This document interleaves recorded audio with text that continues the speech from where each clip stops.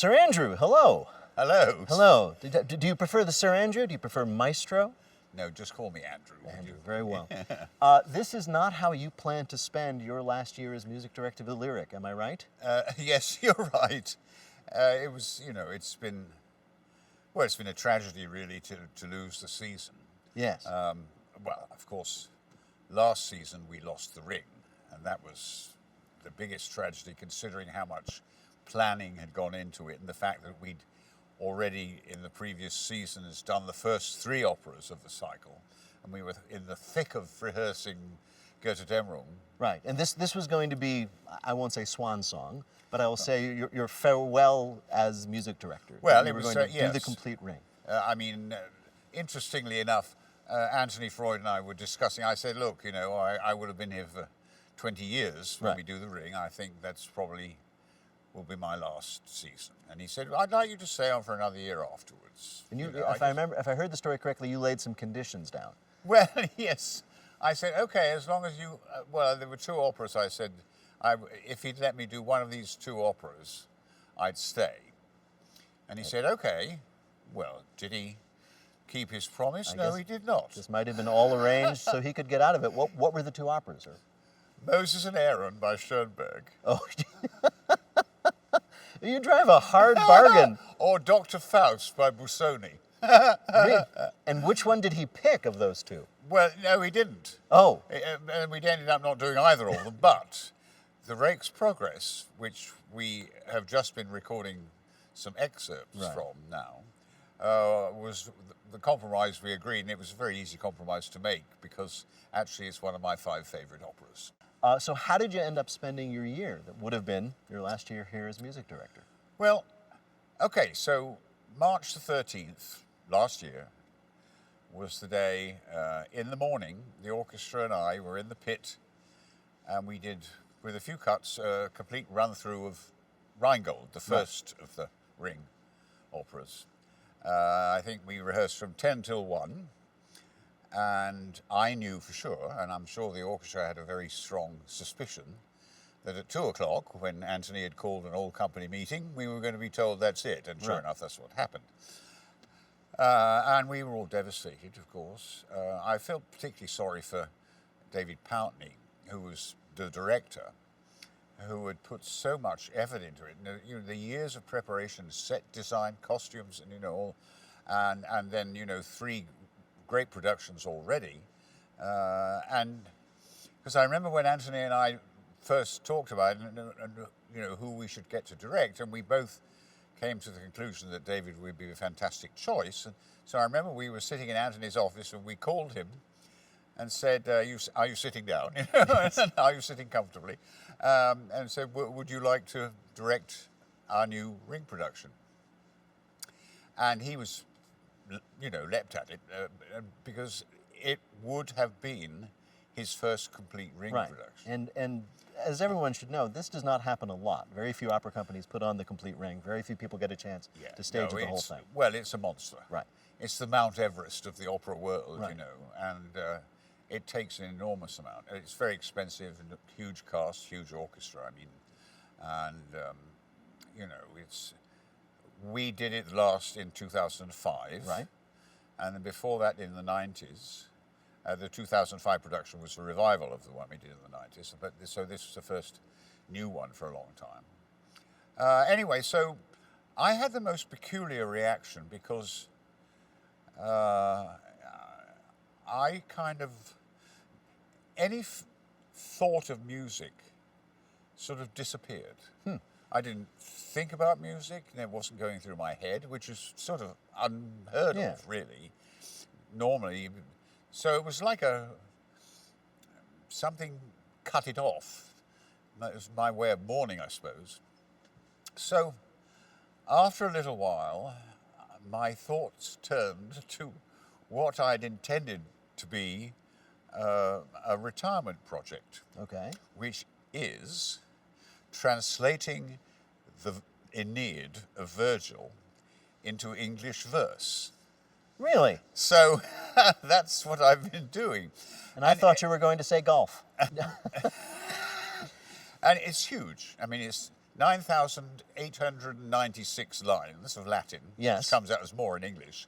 And there are 12 books. I'm almost at the end of book 10.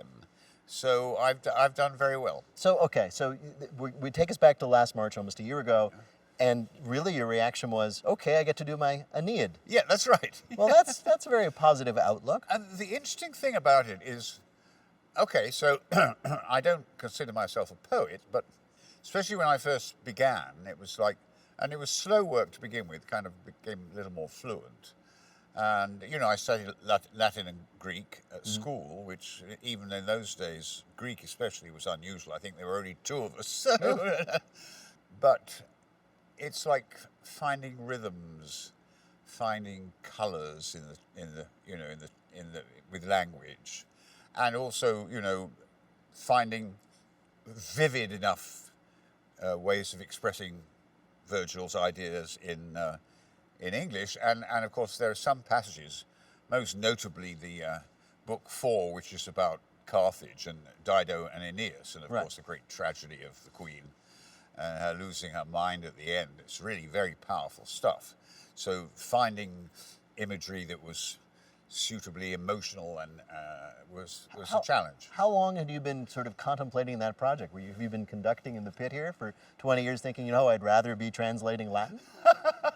No, I mean, I think it's been at the back of my mind for a long time. I mean, I took an entrance exam in classics at New College, Oxford, but then a couple of weeks later, I took the organ scholarship trials at King's College, Cambridge, which, much to my surprise, I won.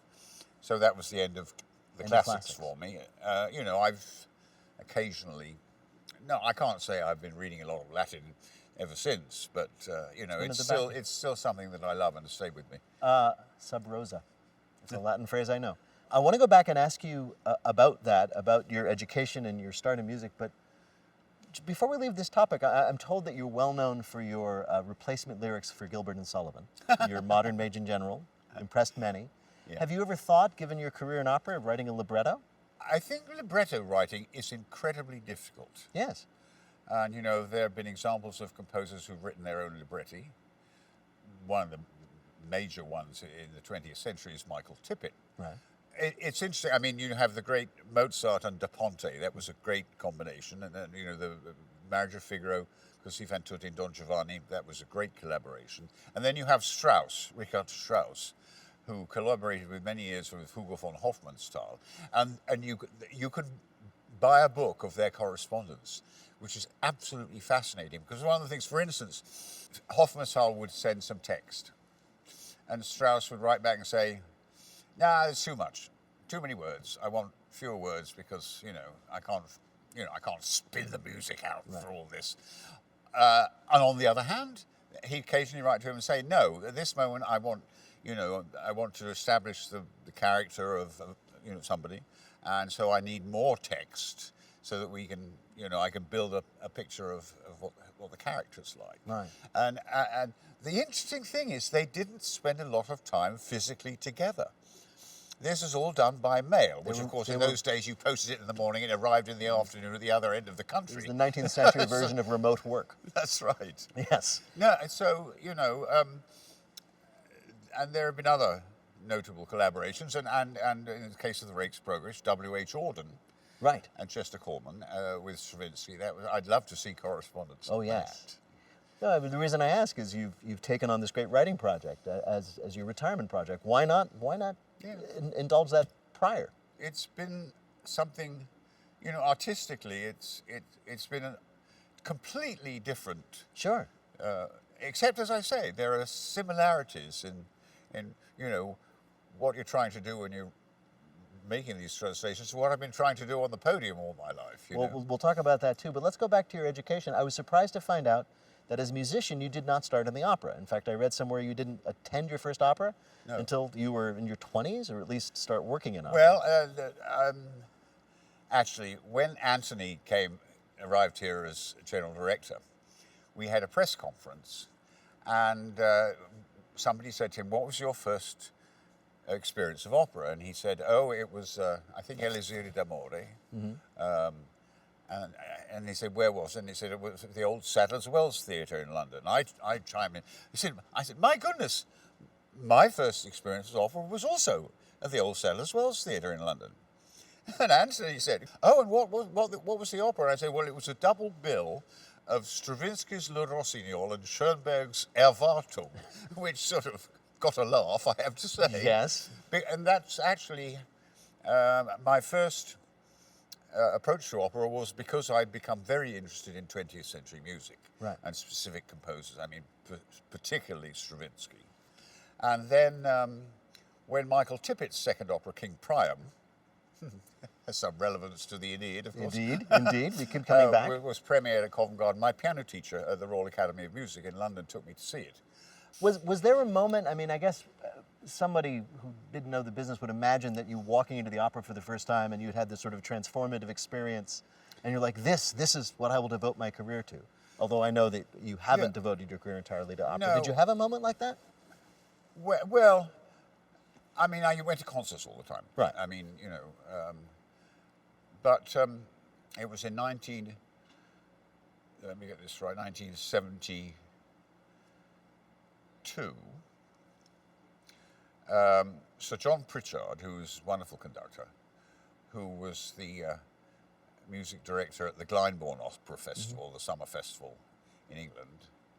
I had been having some successes, and he took me to lunch and asked me if I would come and assist him at Glyndebourne on a new production of Capriccio, which is Strauss's last opera.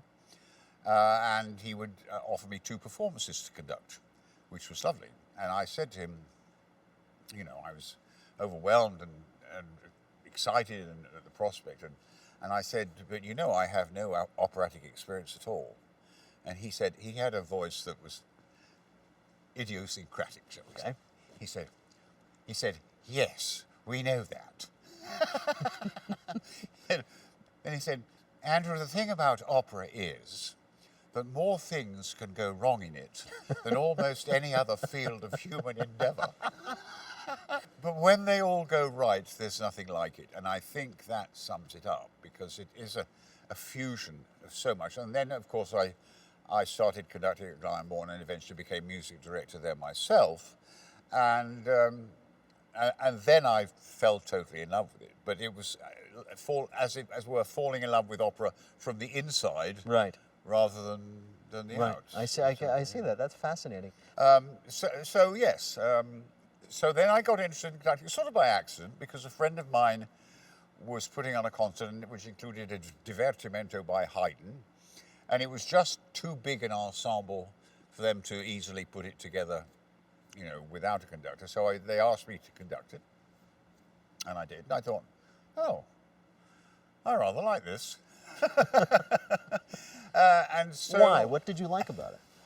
Well, I liked being able to help bring a group together and have a sort of unified concept, you know, of how you perform a piece. So then I took a couple of summer courses in conducting down in Dorset in England with a very good teacher. Just 2-week courses, but well, I suppose the basis of my conducting technique, such as it is, started there. And then David Wilcox, who was, beside being the organist of King's College, was also in charge of the University Music Society Orchestra, said to me, you know, after I'd conducted a few things already in Cambridge, and he said, would you like to conduct one of the pieces with the orchestra next season?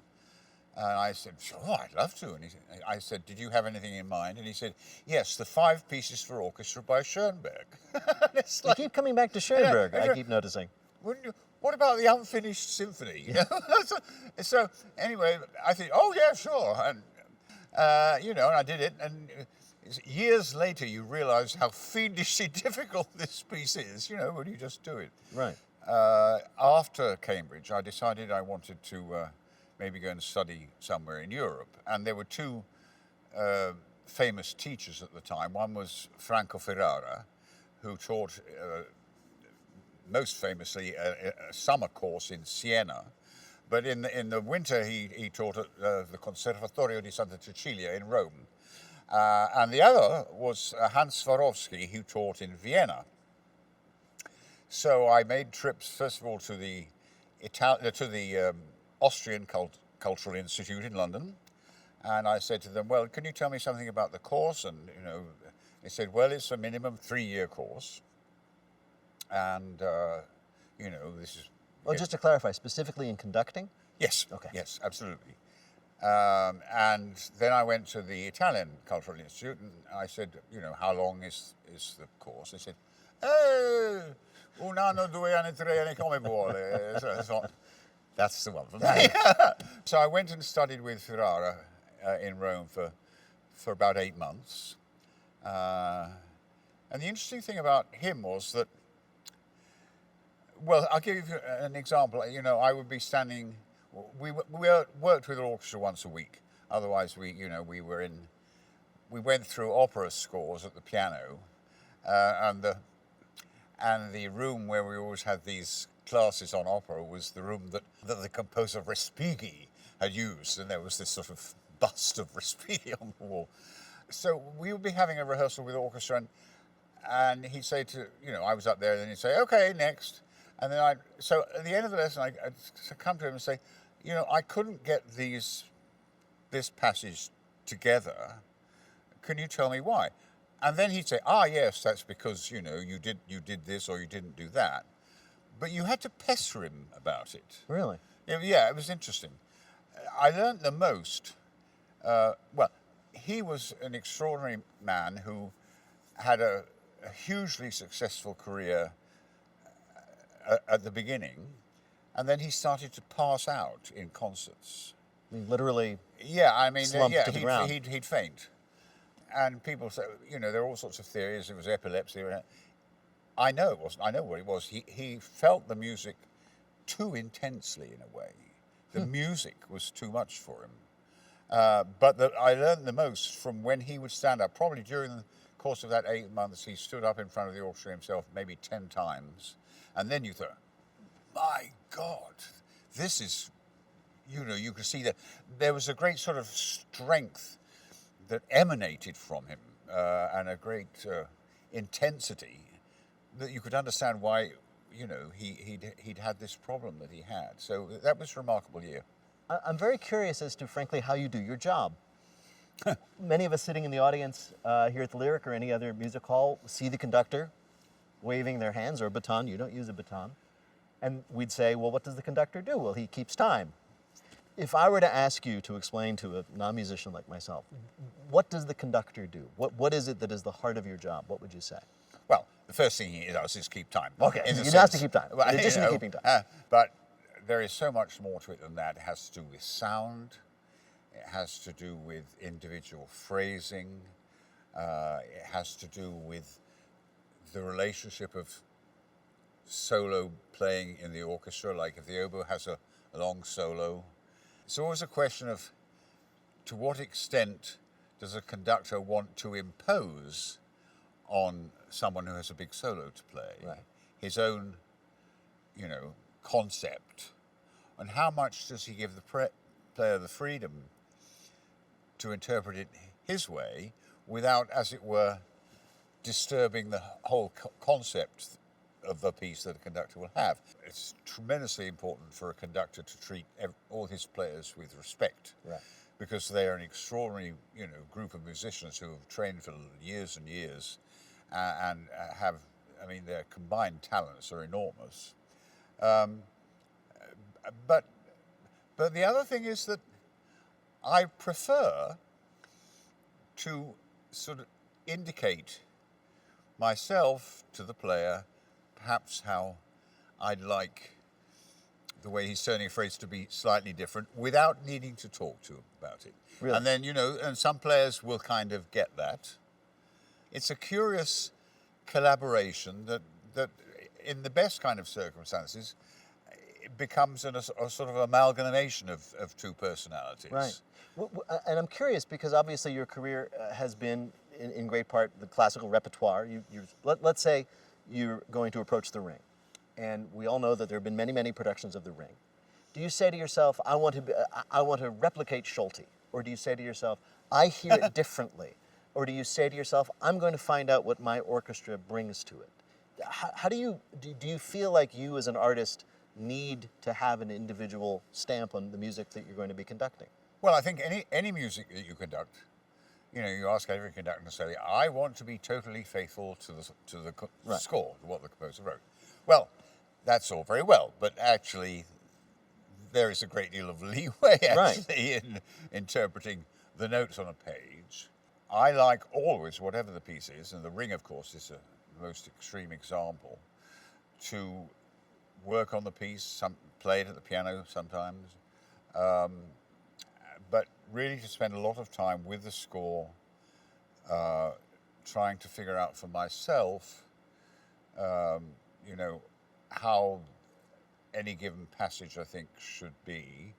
This is why it takes a lot of preparation time for something like this, because the other thing is making clear to yourself, so that you can, when you perform it, make clear to everybody else the relationships of the elements, the Right. individual elements in the piece to the whole thing. I mean, Right.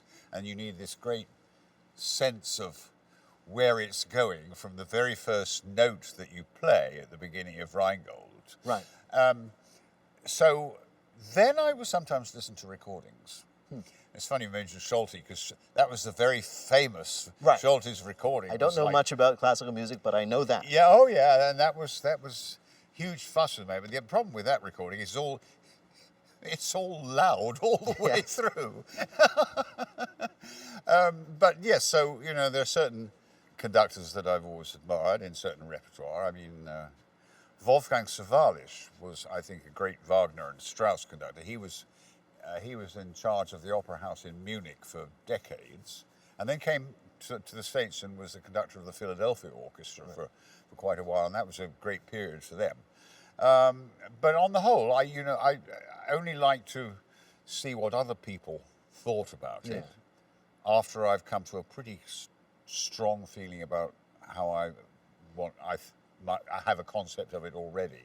This is a difficult question to ask an artist, but you're reaching the end of your 21 seasons here at the Lyric.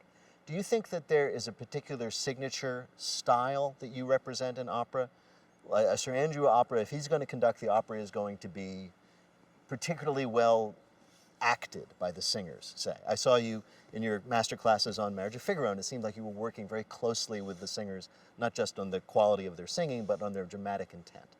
So is that a hallmark of your work? Or well, I think most conductors would say they feel the same way. I mean, it was interesting doing those master classes, because when you're doing a role of Cherubino or Susanna in Figaro, for instance, you need to not just be able to sing the notes.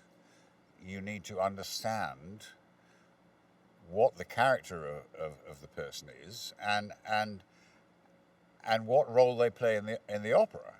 So Susanna, is very marvelous Italian word furba, which means sly or clever, But she's also a person of deep feeling, and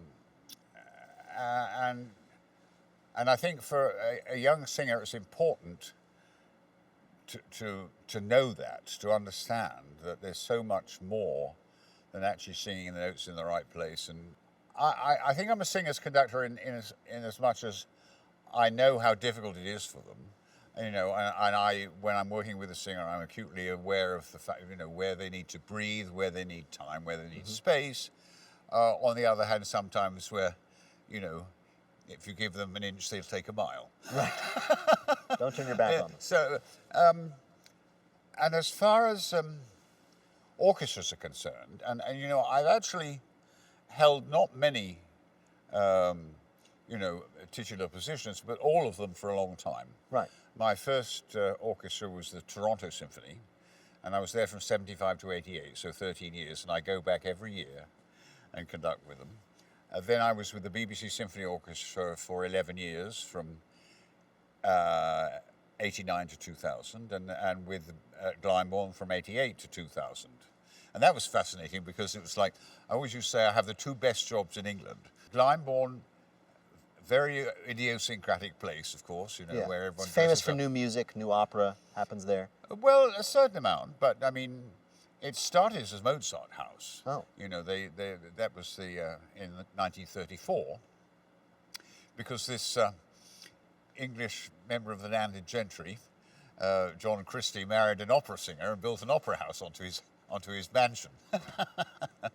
And of course, it grew. It was always a very small house, and then during the time I was there, so I think it was in 1993, the old house was completely pulled down and a new house built, and it's phenomenal. You give me a great segue, because let us presume that you could have done a lot of things at the end of the 90s. There were orchestras all over the world that would love to have you. You chose to come here to Chicago to become the music director of the Lyric. Why? Out of all the things you could have done, and there were a lot of them, why this? Well, I first came here in 1987 to conduct Marriage of Figaro in a production by Sir Peter Hall that started life at Cambridge. I knew him well. We hadn't worked much together up to that point. We had a fantastic cast. And just coming to work here for the first time, and you'll have heard this from many people, singers, conductors, directors, designers. The feeling when you step into this house is you're coming into a family. And that's something that we're very proud of. So there are many artists who come back here time again because they love the atmosphere that is. I think it's perhaps from, I don't know of another opera house, and I've conducted quite a few that have quite that sense of pride and delight, and the sense of we're all tremendously privileged to do this. You know, that we come here because we love opera, and we come here because we want to actually make the best opera that we can, where everything goes right, and you know, every department has great respect for the others. So whether it's the orchestra, the chorus, the wigs department, the dressers, the stage hands. So this sense of everyone in the company, and the people upstairs, caring for and nourishing all the relations within the company itself. Right. I think this is what's so important. Yeah, and obviously you have an important role in setting that tone as the music director. Yeah, yes, I do think so. That's right. And the fact is that I very actively try to know everybody in the company, including the wigs and the Right. I was told that sometimes the orchestra expresses their affection for you in interesting ways. Do you know what I'm asking about? Well, you want to give me a clue? No, I was. Somebody indicated to me that they played a prank on you, or like to do that of some kind. We have a fun relationship. They've in the in the band room, in the orchestra lounge downstairs. They've got a picture of me, aged 13. You just strike me as one of those scary, imperious conductors we see in movies. That No, well, no, and I've never been that way, and I call people by their first names. Right. I think that's normal when you have a relationship with an orchestra like that. I mean, if you go as a guest conductor, then you don't suddenly say, "Hey, you, Andrew, Fred," right. But we make jokes, and so there's that great sense of camaraderie that I really love about this orchestra. Are you ready to do some retrospective here? Because we're at 21 years. This is your last season. Not what you wanted or expected, but here we are. Looking back at your 20 years, can you think of some of the highlights, some of the things that you remember most proud of, or maybe it's some of the most disastrous memories? They tend to be memorable. Well, just going back to Sir John Pritchard's remark about more things going wrong. When things go wrong, they're usually technical. Right.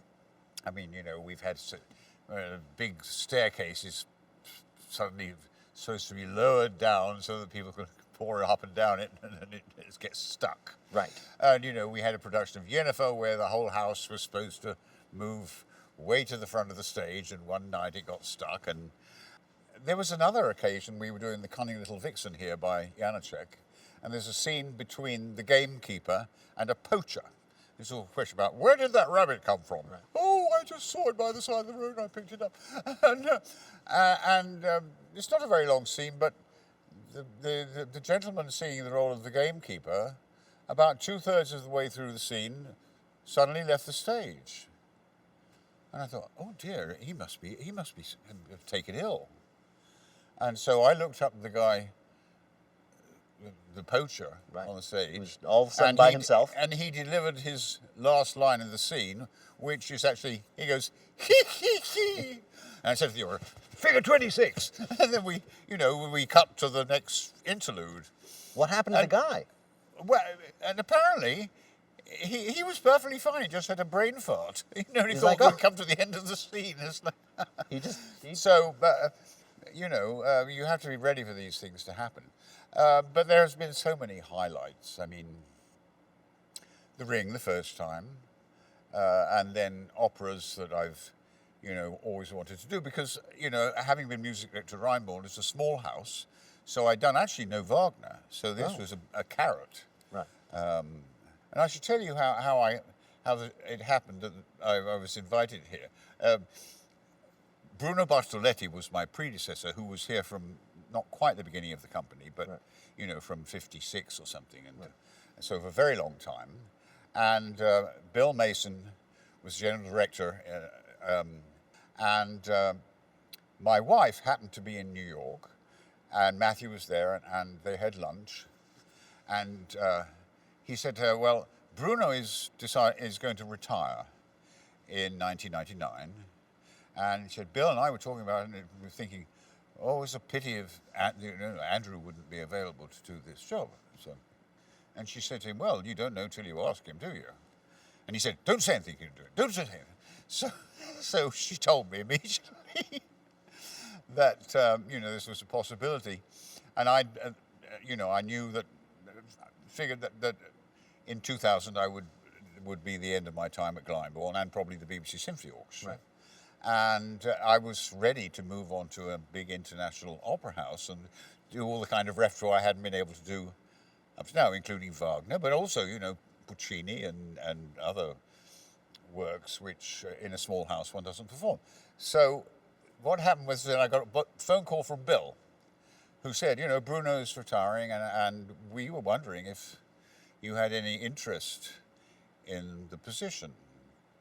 I'd already decided I was going to say yes. Oh, really? Did you string them along? I said to him, Bill, give me a few days to think. Yes. You don't want to be too easy. So then, but this all happened in the space of a week. Really? So it was that simple for you. You didn't think, for example, what will it be like spending most of my time in Chicago, even though I couldn't. No. Well, I mean, I knew because I'd already conducted here 5 times. Right. I knew the city. I knew the company. I knew I loved the company. That was that was the main thing. But no, it was, and it just seemed the right thing. Right. Certain things in your life said, yes, this is what I'm supposed to do next. And so there are these highlights. I mean, for example, you brought in new work into the repertoire. I know, stuff that hadn't been done here. No, that's right. Well, I mean, we did quite a lot of 20th century repertoire as well. I mean, for me, the big thing was Lulu by Alban Berg, which is a phenomenal opera. Very difficult, fiendishly difficult title role. Right. But this is a piece that I've been obsessed with since I was about 19 years old. Right. And it was a wonderful production, and we had a great cast. I'd done it at Glyndebourne before, and in a concert performance with the BBC Symphony Orchestra when I was there. So that was really great. Some of the Strauss operas, Die Frau ohne Schatten, which is not that often performed, and is this curious kind of metaphysical, crazy story which involves both gods and humans, and huge orchestra. I'm probably forgetting all kinds of things. There's been so much, and Wagner, well, all the major Wagner operas I've done now. Yeah, I saw your Tristan and Isolde here. remarkable. Can you describe your relationship with the audience? Did you feel, for example, that you needed, and I'm not quite sure what the answer would be, did the audience, were they willing to come with you where you wanted to go? Did you feel like you had to give them a Verdi every now and then so they'd allow you to do something more unusual? Yes, for the most part. I mean, I think audiences are open. I think American audiences are more conservative in their operatic taste than a lot of European houses. So I'm rather conservative myself when it comes to production values. I think audiences need to be convinced, but I think there is openness to repertoire. And of course, we did this new opera, Bel Canto, by Jimmy Lopez, which was about 4 years ago. I lose track of time, but that has attracted a lot of interest, partly because the whole process of its coming together was sort of documented. I mean, John von Rijn started writing about it a year before, and it was a sort of unique. It started out with Renee Fleming and I looking at a hell of a lot of music, a hell of a lot of different composers, narrowing it down to two, and then talking to both these, and then asking Jimmy Lopez to write it. And then there was a question of finding a librettist, which Jimmy was clear about, and then a director, and then, all the casting. So it was a process of collaboration that started a lot earlier than usual in terms of the company's involvement. And so there was a lot of press about it, and then after the performances, I and Jimmy and some of the cast members would come and talk to the audience and answer audience's questions and so on. Yeah. And that was a very good example of how a new work can create interest much larger than normal just through the audience being drawn in to the whole way the thing came together. Right. Now that's you can't do that under those are special circumstances. Are you optimistic about the future of opera? Yes. The new audiences will be coming. Younger people will be enjoying it. Oh God, I hope so. Have you worried about that? Has one of the things you've thought about is we need to make sure that the next generation of opera goers is invited and made welcome here? That's something that we all think about. I mean, it's very important for any company to, none of us can afford to rest on our laurels. The day when I first came here as music director in 2000, we did 103% ticket sales. You say, 103%? How does that happen? Well, that happened because, people would buy a whole year's subscription, and then, they'd flit off to Florida for 4 months, and then we'd resell their tickets. Those days are gone. And, the days when the only way you could get to hear the Chicago Symphony is if your grandmother died and left you her subscription. You know, I mean, those were legendary times, but they're gone. Right. So, we need to be much more imaginative about how we persuade people that this is something they can't miss. And so many times I've had cab drivers who drive me to the Opera House, and they say, "Oh, you're going to the opera? What do you?" "Well, I conduct there." And I say to them, "Have you ever been to the opera?" So, "No, I hear it's very interesting." And you say, "Well, it's no more expensive than going to a ball game. Buy a ticket." Well, I'm going to give you a chance here because I think about this myself. Imagine somebody's watching this who doesn't know anything about opera. I don't know why they'd be watching this if they didn't, but just imagine. Go with me for a second. Make a sales pitch. Tell them why opera is worth their time and money and involvement. Well, as opposed to one of the many, many things you could do instead. Yeah, well, it is a unique combination of many different art forms, if you like. It's theatre, it's orchestral music, it's singing, it's spectacle, You know, it's so you've got something great to look at. You've got something great to listen to. You've got high drama, and people say, "Oh, it's too highbrow for me." You know, it's nonsense. You know, Mozart is as easy on the ears as you can get, but with Mozart, it's beautiful to listen to. But then once you get more inside it, once you get more feeling for it, then you realize what extraordinary drama it is.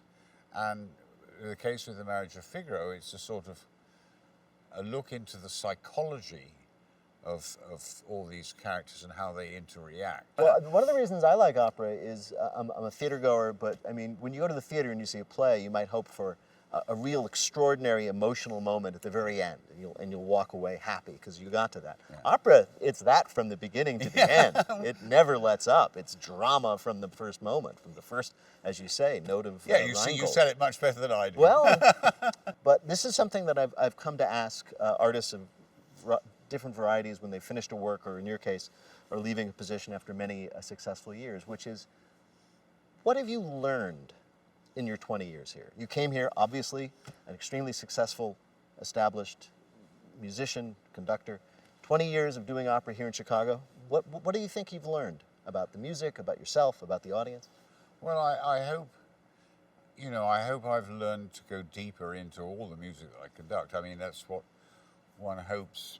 Somebody once said to Toscanini, "Oh, you know, the Eroica Symphony, you've conducted it so many times, you don't need to think about it." He said, "I asleep with the Eroica Symphony under my pillow."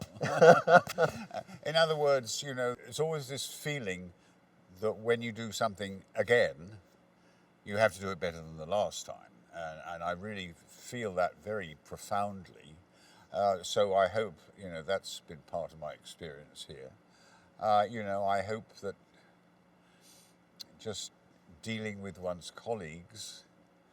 I mean, I've always been easy to get along with in the sense that, you know, I'm tolerant. I appreciate different people's characters and foibles and enjoy that.